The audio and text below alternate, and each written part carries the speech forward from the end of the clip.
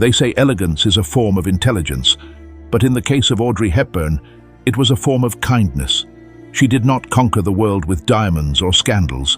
She conquered it with a gesture, a soft glance, a clean silence, a smile that seemed to come from a place without noise. When the 20th century lost its innocence, she appeared dressed in black, wearing a Givenchy dress and holding a coffee in her hand. And the world, for an instant, believed in purity again. She wasn't just an actress.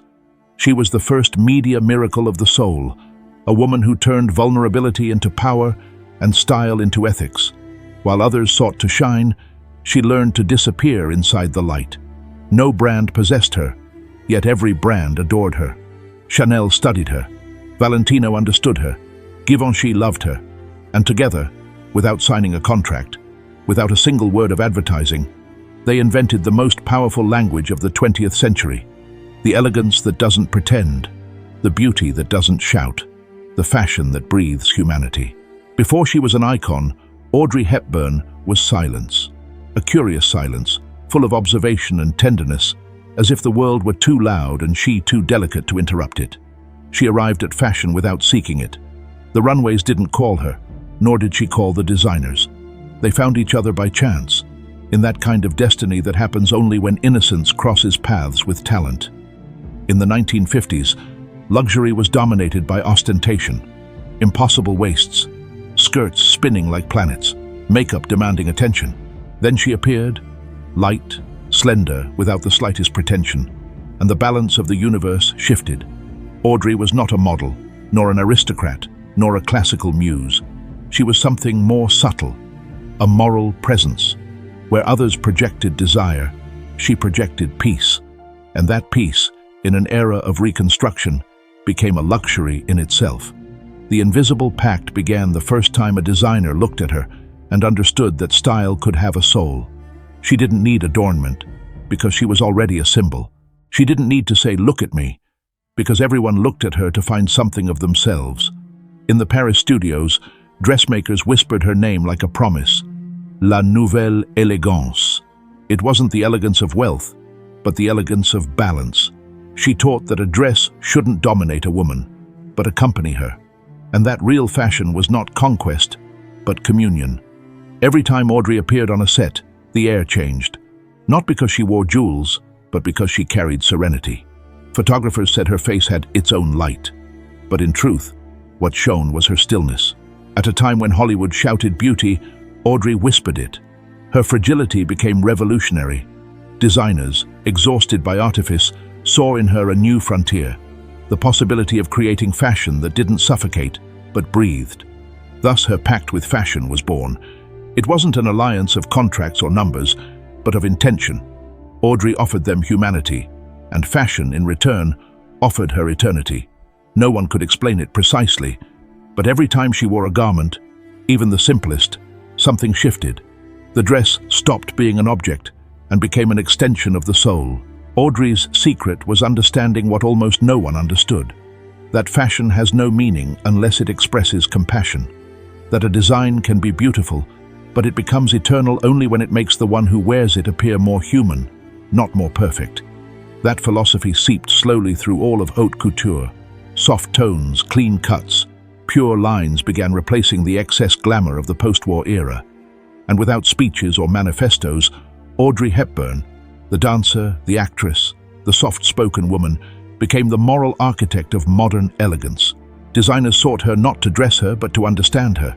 They wanted to know how she made a simple black dress look like a poem, how a wool sweater could be more sensual than a diamond.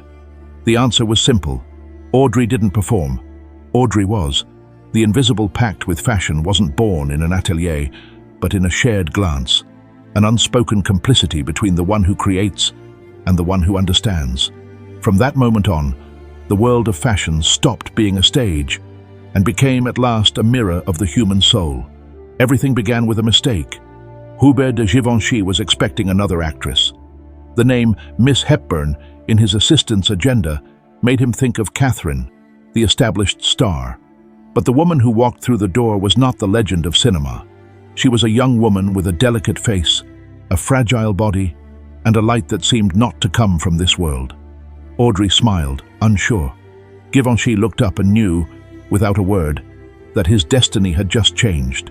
She did not ask for dresses, she asked for understanding. And he, more designer than man, understood that this woman wasn't seeking adornment, but translation.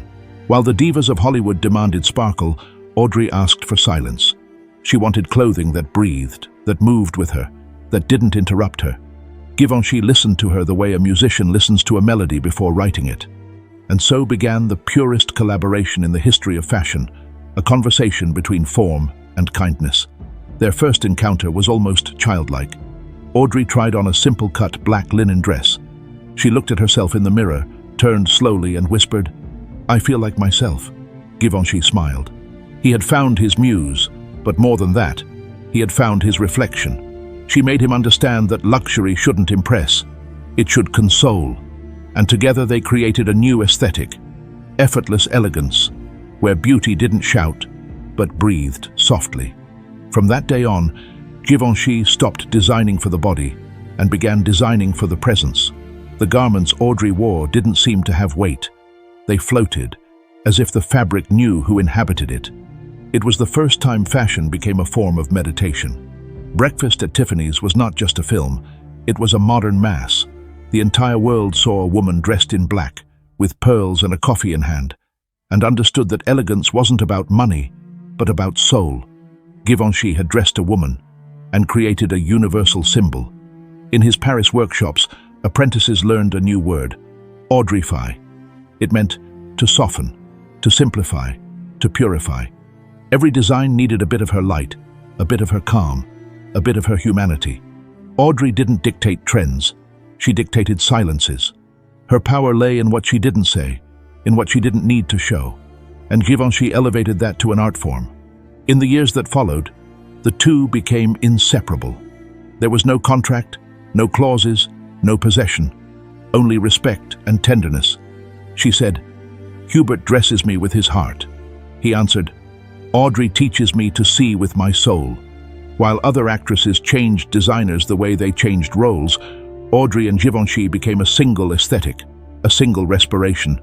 The press called them the accomplices of grace. Together they created the codes that still define luxury today. The straight line, the absolute black, the clean silhouette, the balance between modesty and magnetism. Every garment was an act of faith in harmony. Givenchy never repeated with anyone what he had with Audrey, because she wasn't his model, she was his language. Decades later, when he spoke of his work, he always said the same thing. "Everything I am as a designer is summed up in one word, Audrey." And when she died, Givenchy cried in silence, seated in his empty atelier.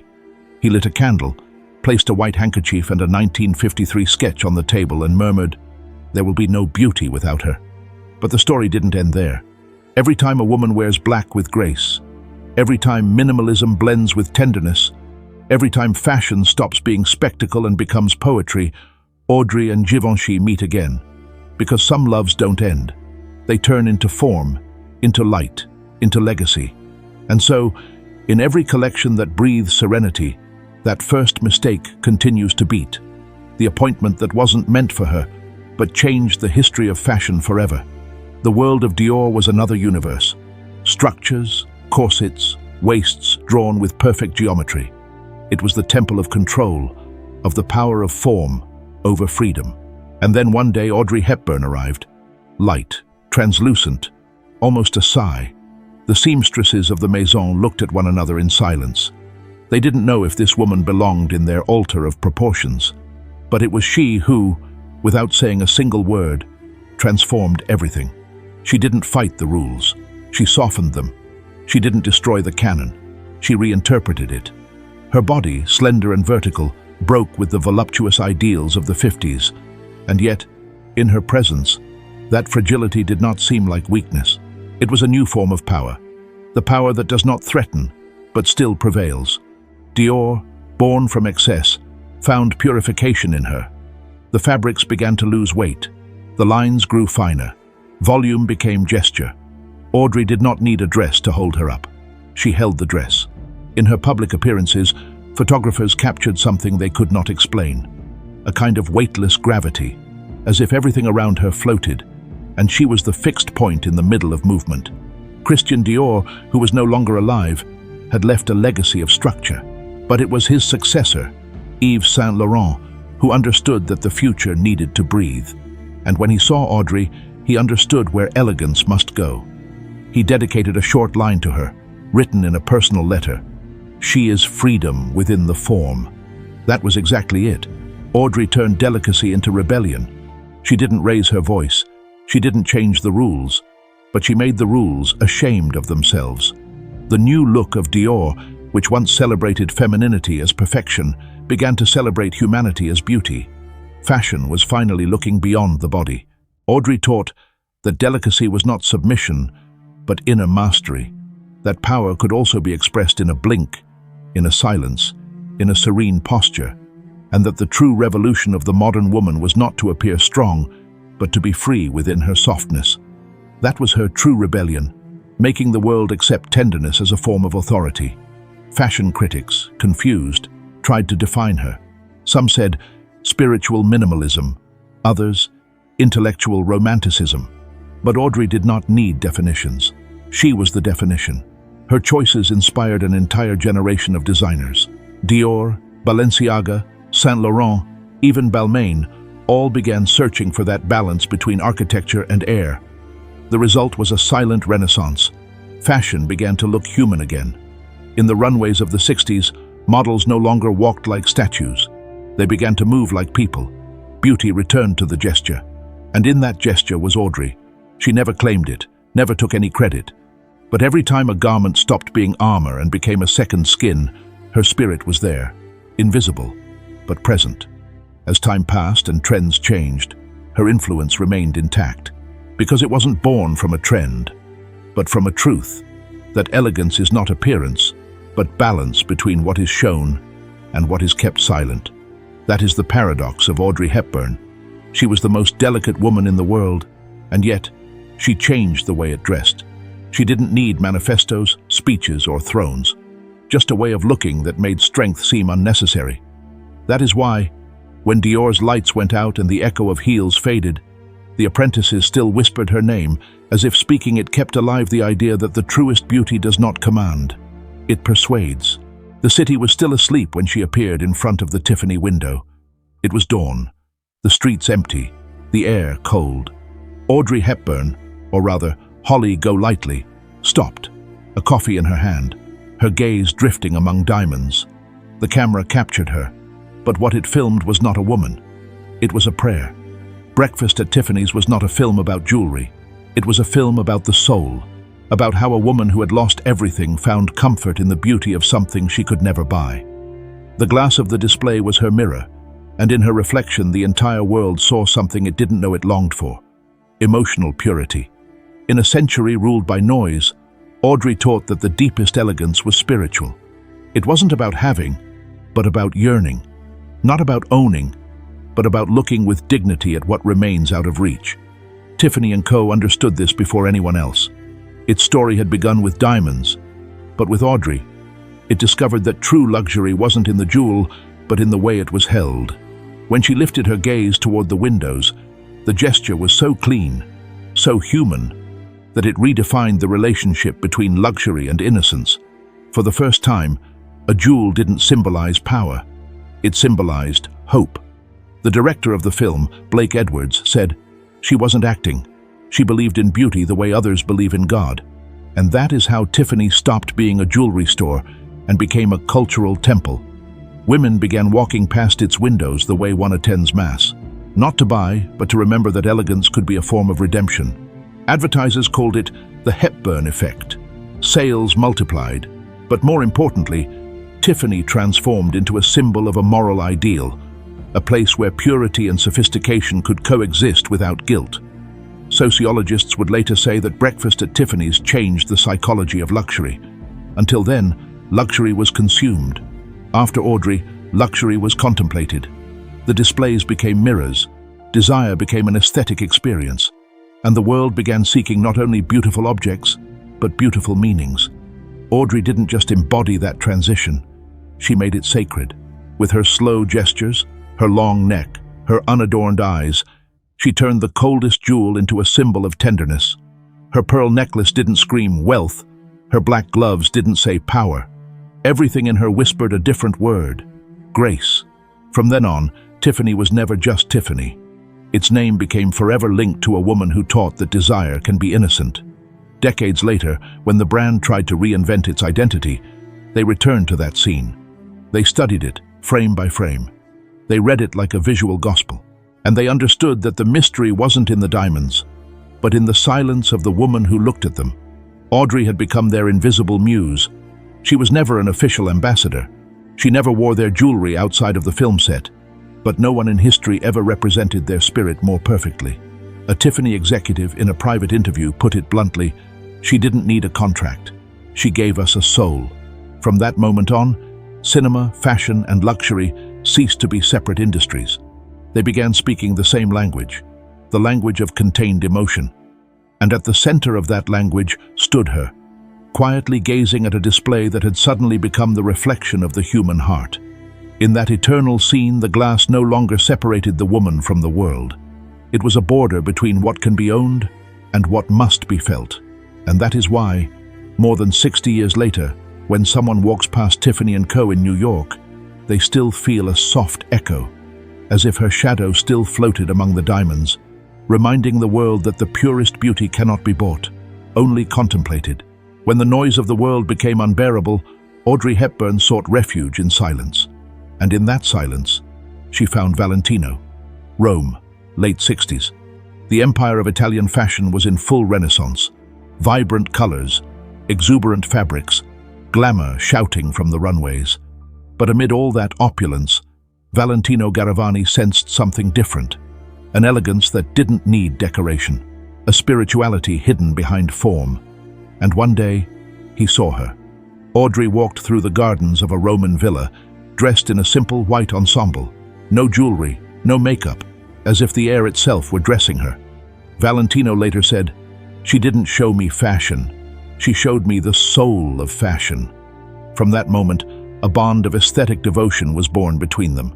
It was not about clothes, but about silence, purity, harmony. Audrey wasn't looking for new garments. She was looking for meaning. And Valentino, with his almost religious instinct for beauty, understood her. He designed the way a priest celebrates Mass. Every stitch was a prayer, every fabric a form of forgiveness. And Audrey became his most perfect devotee, a woman who knew that elegance is not worn, it is honored. When she appeared at an event in one of his dresses, an ivory silk tunic with no embellishments, the critics were left speechless. It wasn't an outfit, it was a presence, a calm so powerful it made everything around her seem loud. Valentino understood that she had carried fashion to its purest state, not as a symbol of desire, but as an act of faith. Unlike the years with Givenchy or Dior, she was no longer a muse inspiring collections. She was a spiritual guide revealing a new kind of beauty, the beauty that doesn't impose itself, but is shared with respect. In an interview years later, Valentino confessed, "When I designed for Audrey, I had to quiet myself inside, because any word would break the perfection of her silence." Audrey had turned elegance into a form of religion, not with dogma, but with presence, not with rules, but with gratitude. The Italians began calling her the saint of style, not because she was untouchable, but because she was incorruptible. They could imitate her hair, her silhouette, her clothes, but never her essence, because that essence couldn't be learned. It had to be cultivated. While the world chased what was new, Audrey moved toward what was eternal, and Valentino, following her light, purified his own work. He abandoned excess, useless adornment, the shouts of fashion. He sought serenity, and he found it in her. The runways of those years became ceremonies. The music softened, the colors dimmed, and at the end of the runway there was always a figure dressed in white. It was never Audrey, but everyone knew the idea was hers, because she had turned elegance into a sacrament, a silent language where every gesture was a prayer, every look an act of humility. Years later, when Valentino was honored in Paris, among the photographs of his career, a short letter appeared, written in Audrey's delicate handwriting. "Dear Valentino, thank you for reminding me that beauty can still be a place to rest." That line says everything. Audrey didn't use fashion to stand out, but to heal herself and the world around her. And so, without scandals or runways, a religion without temples was born, where faith was good taste and prayer was elegance. In Audrey Hepburn's universe, movement was her secret language. She didn't speak about style. She danced it. Every gesture, every tilt of her head, every light step across a film set was a choreography of control and freedom. And in that invisible space between body and air, she found her new ally, Pierre Balmain. Balmain understood what many designers ignored, that clothing shouldn't adorn the body, but converse with it. And Audrey, who came from ballet, was the perfect interpreter. For her, a dress was an instrument, an extension of movement, a score written in fabric. When they met, he spoke a sentence that would define their relationship. The body has its own architecture. I simply build its shadows. Audrey smiled. She knew exactly what he meant. Balmain designed for the light, but also for what the light couldn't reach. The spaces between gestures, the breath that happens before a smile. Their collaborations weren't mere wardrobe fittings. They were studies in emotional geometry. Balmain observed how she walked, how she turned without breaking a fold, how the skirt seemed to obey her as if it were part of her will. And there, a new visual language was born, fashion as living architecture. The outfits he created for her, in films, events, private sessions, didn't rely on adornment or excess. They relied on the discipline of the body. The seams followed the line of her spine, the shoulders opened gently, and the fabrics fell like invisible walls of pure elegance. Audrey didn't need volume or drama. Her power came from control. Balmain understood that the true spectacle was in her composure, the straight back, the slender arms, the neck extended like a line of light. She was proportion in human form. In the Paris ateliers, Balmain repeated to his apprentices, "Designing for her is like designing for the soul. You must leave room for it to breathe." That room became the Balmain signature for Audrey. Clothing that didn't confine her, but accompanied her. That was the essential difference between her and the rest of cinema. While other actresses dressed to be seen, Audrey dressed to exist with grace. In one of her personal letters, written years later, Audrey confessed, "Balmain taught me that elegance isn't in the clothes, but in how the body decides to inhabit them." That idea revolutionized costume design. In the 1960s, cinema and fashion began to understand the power of the moving silhouette. The camera no longer followed the clothes. It followed the way the fabrics responded to the soul of the wearer. Balmain used neutral tones, ivory, smoke, shadow, to highlight the energy of her figure, not its color. He once told his team, "With Audrey, black doesn't darken, it illuminates." The result was structural elegance, outfits that looked like living sculptures, dresses that revealed more in motion than in stillness. While Valentino offered her spirituality, Balmain offered her anatomy. While Givenchy wrapped her in softness, Balmain gave her form. He was the one who, unintentionally, turned her body into the new canon of the 20th century. Slender, vertical, balanced, but with a strength that came from within. The magazines of the era began calling him the architect of the feminine soul. And although he designed for queens and stars, only with Audrey did he reach the perfect balance between geometry and grace. When she walked under the spotlights, the seams looked like lines of a flawless blueprint. Nothing extra, nothing missing. Every shadow fell exactly where it needed to fall. Balmain would watch her from the edge of the stage, without speaking, without taking notes. He simply listened to the sound of her dress brushing the floor. To him, that sound was music. Years later, when Audrey retired from cinema and began her humanitarian work, she continued to wear pieces with Balmain's simplicity. Structured, yet weightless, austere, yet noble. It was as if she carried the echo of those shapes with her, a tactile memory of what she had learned, that the body, when it moves with truth, is the most perfect design of all. Balmain died in 1982, but in his notebooks he left scattered phrases dedicated to her. On one yellowed page it reads, "In my structures lives her shadow, and in her shadow, the light that made me believe fashion can also breathe." Because that is what Audrey Hepburn was to Balmain. Not a muse, but a proof that the human body, when it moves with compassion and measure, can become the most beautiful architecture in the world. Audrey Hepburn never collected jewelry. She collected moments. While the world measured its success in red carpets, she measured hers in smiles, in silences, in the amount of love she could still offer. And yet, among all the symbols that surrounded her, there was one that accompanied her until the end. A small Cartier watch with a worn leather strap. It didn't shine, it didn't draw attention, but every tick-tock was a reminder of something Audrey understood better than anyone, that time, when lived with tenderness, can also be a luxury. She didn't buy that watch for fashion. It had been given to her during the filming of Two for the Road, a story about love and the passing of years. She kept it on her wrist long after filming ended, as if she wanted to remember that even seconds can hold compassion. In the Cartier archives, there is a handwritten note, almost faded, that Audrey sent to the Maison years later. "Thank you for teaching me that time is not worn on the wrist. It is worn in the heart." That sentence defines the way she lived. While the other stars collected diamonds, Audrey turned the passing of time into an act of gratitude. Cartier watched her from a distance. She never signed with them. She never posed for their ads. But their relationship was so human, so silent, that it ended up defining a new form of luxury, the luxury of memory.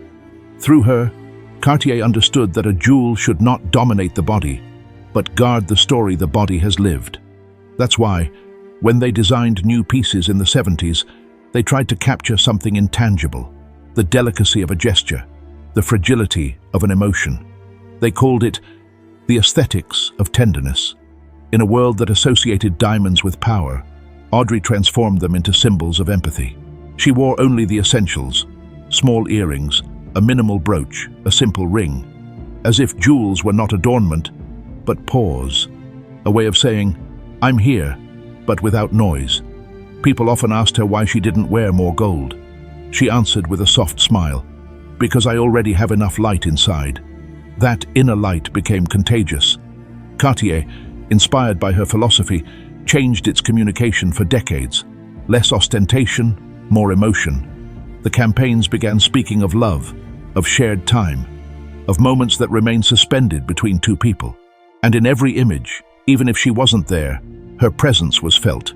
Executives referred to her as the invisible guardian, because without meaning to, Audrey Hepburn had taught one of the oldest luxury houses that true splendor is not in what shines, but in what remains.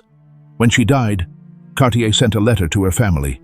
It simply said, "The time she carried on her wrist still beats in the world." It wasn't a marketing gesture, it was a confession, because through that small watch and her quiet relationship with time, Audrey had transformed the very meaning of jewelry. It was no longer a symbol of power, but of continuity, a bridge between memory and the present. In her final years, while working for UNICEF, she still wore that leather watch. Children who met her would touch it curiously and she would tell them, "It's just an old watch, but it reminds me that every minute is a chance to be kind." That sentence, more than any film or runway, is the summary of her legacy. Cartier never again had a muse like her, because muses inspire beauty, but Audrey taught how to give it meaning. Today, in the Maison's workshops in Paris, the artisans still tell the story of that watch. It isn't in a museum or a display case. It remains a silent symbol that elegance, when born from the heart, becomes a form of tenderness that even time cannot erase. Audrey Hepburn did not measure her life in seconds. She measured it in kindness. And that was, perhaps, her most brilliant jewel. When fame dissolved, what remained was humanity. And Audrey Hepburn, who had spent half her life dressing for the world, decided to strip herself of everything, jewels, dresses, spotlights, to dress, at last, in meaning. It was not a retreat. It was a transformation. The actress faded. The woman awoke. In 1988, Audrey agreed to work as a goodwill ambassador for UNICEF, not out of charity, out of memory. She had known hunger during the war. She knew what it meant to survive with fear, with cold, with faith. And now, with the serenity of someone who has nothing left to prove, she chose to give back to the world what beauty had given her: compassion. Her trips were discreet. No carpets, no flashes, just a cotton scarf, a simple blouse, and that gaze that still carried light, even though her body was beginning to tire. In Sudan, in Bangladesh, in Somalia, in Ethiopia. They saw her walk among ruins and dust with the same elegance with which she once walked among shop windows.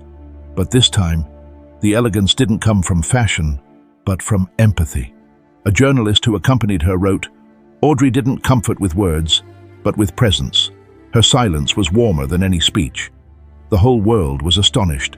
The woman who had symbolized aesthetic perfection now represented the most difficult beauty, the beauty of kindness. UNICEF quickly understood that her image held a power that went beyond the visual. She was not a celebrity on a mission. She was a mystic of humanism. The cameras looked for her, but she always turned her gaze toward the children. Every trip became an act of resistance against indifference. She didn't speak of politics, she didn't speak of numbers. She simply said, "I have seen what happens when the world stops looking." Her voice, once soft, became grave. She no longer spoke lines from a script. She spoke truths, and without meaning to, she created a new definition of beauty, the beauty that bends down to help. Designers continued admiring her. Valentino, Givenchy, Balmain, all watched her in silence, as if her life had become the purest collection ever created, a collection of gestures, of tenderness, of quiet courage. In her final years, the dresses she wore were almost monastic, earth tones, soft lines, natural materials. Fashion, which had once been her stage, had become her tool to disappear. And in that disappearance, she found her immortality. Photographers who traveled with her said the air changed when she approached. It wasn't glamour. It was something older, more essential, the kind of beauty that doesn't need to be seen to be felt. In 1992, during a visit to Somalia, a journalist asked if she ever felt nostalgia for her previous life. Audrey replied with a thread of voice, "My previous life prepared me for this. Before, I showed beauty. Now I try to create it." That sentence spread across the world, and in an instant her image unified. The actress, the woman, the mother, the ambassador, all fused into a single figure. Elegance turned compassion. UNICEF had never had an ambassador like her. She didn't need speeches. Her presence alone moved donations, inspired governments, awakened awareness. The press called her the human face of goodness. But for her it was simpler. When you see pain, you cannot look away. If you can help, you must. That is also style. Her health weakened, but her faith in human kindness grew stronger.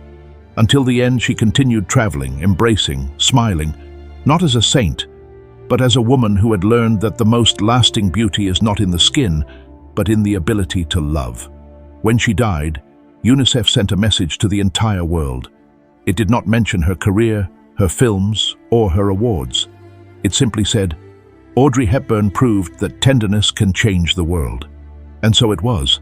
Her last fashion was not a dress, it was an attitude. The same one that still today illuminates every face that chooses to help without expecting anything. Because Audrey Hepburn did not leave behind a legacy of clothing, but a lesson that compassion can also be a form of elegance, and that sometimes a single touch can have more power than any diamond. At the end, when the world finally fell silent, Audrey Hepburn began to hear the hardest sound of all, the passing of time inside herself. The mirror, which for decades had reflected perfection, now returned a new image, thinner, more fragile, but also more truthful. Her face was no longer a canvas for fashion. It was a map of memory. There were lines where once there had been light, but none of them embarrassed her. She called them my paths back home. And when someone offered her a treatment or surgery, she answered gently, "Why erase what life wrote with so much love?" Unlike many stars of her time, Audrey did not fight aging. She welcomed it like an expected guest. She knew beauty does not die, it only changes form. In her home in Tolochenaz, Switzerland, mornings were simple. Tea, books, flowers from the garden, and the Cartier watch that still marked the minutes with a quiet cadence. There were no cameras anymore, no wardrobes, no rehearsals. Only the murmur of the wind and the memories of a life lived with grace. Neighbors saw her walking along rural paths, wearing soft scarves and loose sweaters. Sometimes she greeted them with a smile, sometimes only with a lifted hand, as if every gesture were an early farewell. She knew her body was giving way, but she didn't see it as a tragedy. She saw it as a return. "Everything I loved is in my skin," she said. And it was true. Her face carried the weight of the years, but also the lightness of having lived them with kindness. A French photographer, invited to photograph her shortly before her final illness, described the session with reverence. "I didn't photograph an actress, but life itself. There was no makeup, no poses. There was a peace that felt infinite." In those images, Audrey was no longer the icon. She was the woman behind the myth. Her eyes were still the same, clear, deep, almost liquid, but now they held something new: acceptance. Time, that old enemy of beauty, surrendered to her. Because Audrey did not try to stop it, she embraced it. And in that embrace, she turned decline into art. During her last months, as the cancer advanced, she continued writing letters, small notes to friends and collaborators. In one of them, addressed to Givenchy, she left a phrase many consider her spiritual testament: "Beauty is not in youth, Hubert. It is in peace." That word, peace, became the summary of her life. Everything she had ever searched for in fashion, in film, in love, or in her travels was contained in it. The serenity of someone who has understood the meaning of her existence. In her final days, she did not ask for flowers, or jewels, or dresses. Only music, soft music, Debussy, Bach, and the voice of her son reading passages from The Little Prince, the book she had loved since childhood. When the doctors asked if she was afraid, she smiled with the same calm that had moved the world. "No, darling, I've had a beautiful life. All that's left is to give thanks." And so she did. She died without scandal, without noise, surrounded by those who loved her, wrapped in a sand-colored linen blanket, the color that defined her most: soft, neutral, eternal. After her death, the portraits from those final years became part of the visual legacy of modern history. No one had shown aging with such dignity. No one had turned farewell into an act so elegant. Fashion, cinema, and art remembered her not for her youth, but for her goodbye. Because in her tired face, the world recognized its own fragility, and also its hope. Audrey Hepburn did not lose beauty with age. She distilled it, reduced it to its purest essence, a soul that no longer needed a body to shine. And when the last portrait was revealed, a critic wrote, "Audrey did not grow old. She dissolved into light." After her departure, the world tried to explain her. Some called her an icon, others an angel, but no word felt sufficient. Because Audrey Hepburn was not a style. She was a mirror, and in it, the world saw for the first time the possibility of a beauty without artifices. For decades, the fashion industry had confused elegance with excess. Brands competed to dazzle. Women competed to appear perfect, until Audrey appeared, light, human, defenseless, and revealed something the 20th century had forgotten: that beauty is not imposed, it is revealed. It did not come from makeup or clothing, but from the way she inhabited her silence. She didn't need adornment, because her presence itself was a form of truth. Designers who knew her kept designing for her even after her death. Every collection with clean lines, every minimal black dress, every discreet smile on a runway carries her echo. But beyond the fabrics and mirrors, her legacy was philosophical. Audrey changed the question the world asked of beauty. Before her, the question was, "How do they see me?" After her, the question became, "What do I make them feel?" That shift, subtle yet total, transformed the history of modern aesthetics. Elegance stopped being a mask and became a form of awareness. In the age of speed, Audrey chose slowness. In the age of spectacle, she chose discretion. And in the age of appearance, she chose truth. That coherence, that refusal to become a caricature, made her eternal. Her face, reproduced endlessly, still does not tire, because in it, there is no artifice, only a light impossible to recreate. A light not born of youth, but of a soul reconciled with itself. The generations that followed tried to copy her style. The hair, the dresses, the eyeliner, everything became fashion. But no one could copy her essence, because that essence was not a formula, but a way of being in the world. An art critic once wrote, "Audrey was not fashion's muse, she was its conscience." And he was right. She forced the industry to look at itself, to ask whether beauty still had a moral purpose. Thanks to her, luxury became more human, aesthetics more compassionate, glamour less noisy. In fashion museums, her dresses are still displayed under soft light, not as objects of consumption, but as relics of a silent creed. Because every seam, every fold, every curve seems to contain a lesson in humility. And in that humility lies the key to her immortality. Audrey did not try to be eternal. She was simply sincere, and sincerity, when it is beautiful, does not die. Today, more than 30 years after her passing, her image continues to stretch across the world like a faint torch that never goes out. Her figure drifts between 2 centuries as a reminder that true beauty is not about standing out, but about illuminating without wounding. Every time a woman smiles without fear, every time someone chooses simplicity over pretense, Audrey is reborn, not as a memory, but as a presence. Her myth does not live in museums or runways. It lives in everyday gestures, in the way someone bends down to help, in the elegance of a voice that doesn't shout, in the tenderness that survives time. That is how she changed the history of beauty, not from marble, but from skin, not from fame, but from compassion. And that is why, when the history of the 20th century finally fades and names dissolve like gold dust, one will continue to shine softly, without spectacle. Audrey, not a woman, not an actress, but an idea. The idea that to be beautiful is above all to be human. Time passed, but her voice never fully went out. Sometimes it can be heard in the corridors of a museum, in the stillness of a boutique, in a smile someone offers for no reason. It is a faint, invisible echo, but whoever recognizes it knows. That is the voice of Audrey Hepburn. It does not speak words. It speaks presence. She is no longer here, but her way of being continues to teach us how to look, to see beauty not in the reflection, but in the gaze that observes with tenderness. The world, which once crowned her as an icon, now remembers her as a measure of humanity. Every simple gesture, every austere choice, every luminous silence she left behind has become a moral compass for art. Because in an age that confuses shine with truth, she continues to remind us that elegance is not found in what is shown, but in what is offered. Today's designers quote her without pronouncing her name. Brands build entire campaigns trying to capture that serenity impossible to manufacture. But serenity cannot be designed. It is lived. And that was her eternal secret, living as if each day were an act of gratitude. When we look at her films, her portraits, her journeys, we do not see a diva.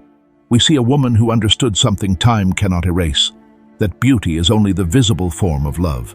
That is why, while other icons fade in fashion or memory, Audrey remains here, in the soft light entering through a window, in a gentle gesture, in a life that chooses kindness over spectacle.